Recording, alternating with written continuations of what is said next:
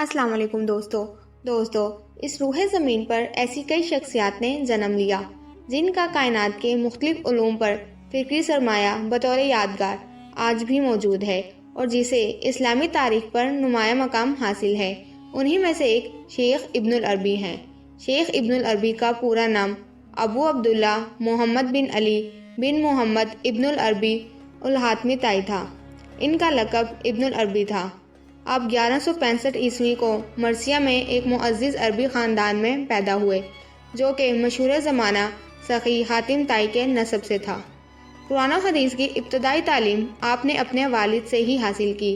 फिर एशवेलियत जाकर अबू बिन खलफ से फ़िक़्ह, हदीस और तफसीर का इल्म हासिल किया। 18 साल की उम्र में इब्ने रशद से मिलने के लिए आप कुर्तुबा गए। बचपन से ही नेकी, इबादत, सच्चाई, जहानत और सच्चे ख्वाबों की बिना पर आप मशहूर हो गए और आपके लिए ये बात मशहूर है कि आप अर्तुग़रुल गाज़ी की रूहानी मदद के लिए उनके पास पहुँचे थे और वक्तन फ़वक्तन उनकी मदद करते रहे। आपने अल्लाह ताला की अज़मत व बड़ाई बयान करते हुए ऐसा इल्म हासिल कर लिया था कि अल्लाह सुब्हाना व तआला ने उन्हें इस इल्म की दौलत से सरफराज कर दिया जो कि आज के दौर को बता रही है। इब्नुल अरबी का एक रिसाला आज के दौर के बारे में पेशन गोइयों पर मुश्तमिल है। ये पेशन गोइयाँ आज बिल्कुल सच साबित हो रही हैं।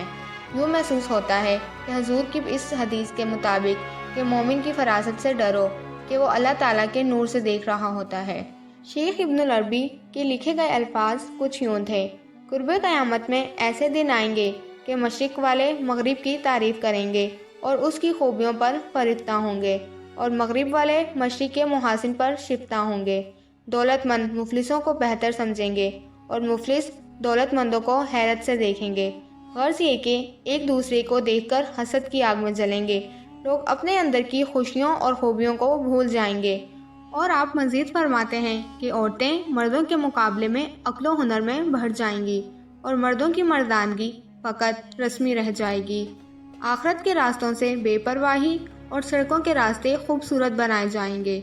बाज़ारों में बैठकर खाना खाने पर फ़ख्र महसूस किया जाएगा और तुम्हारे दस्तरखान तुम्हारे सीने तक चले जाएंगे और खाने के लिए लोहे के हाथ इस्तेमाल किए जाएंगे।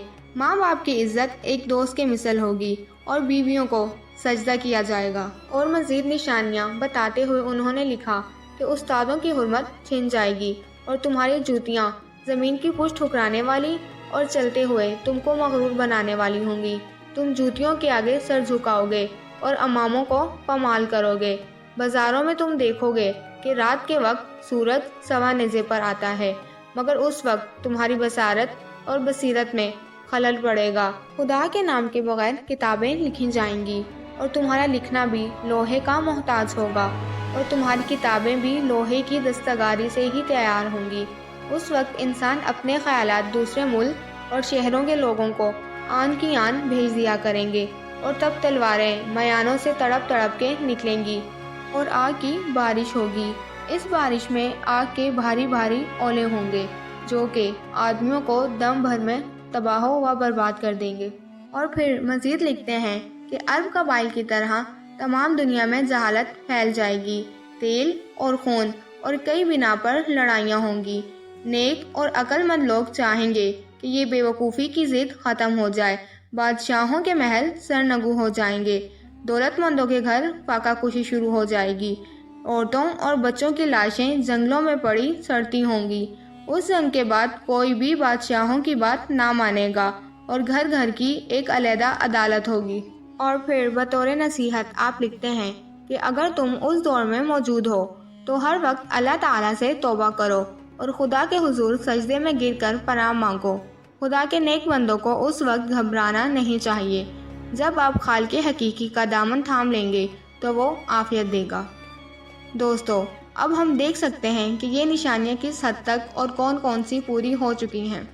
दोस्तों, अगर आपको हमारी ये वीडियो पसंद आई हो तो हमारे चैनल को सब्सक्राइब ज़रूर करिएगा और लाइक और कमेंट करके अपनी कीमती राय का इजहार भी ज़रूर करिएगा। हमारी अगली वीडियो तक अपना बहुत ख्याल रखिएगा। तब तक के लिए अल्लाह निगहबान।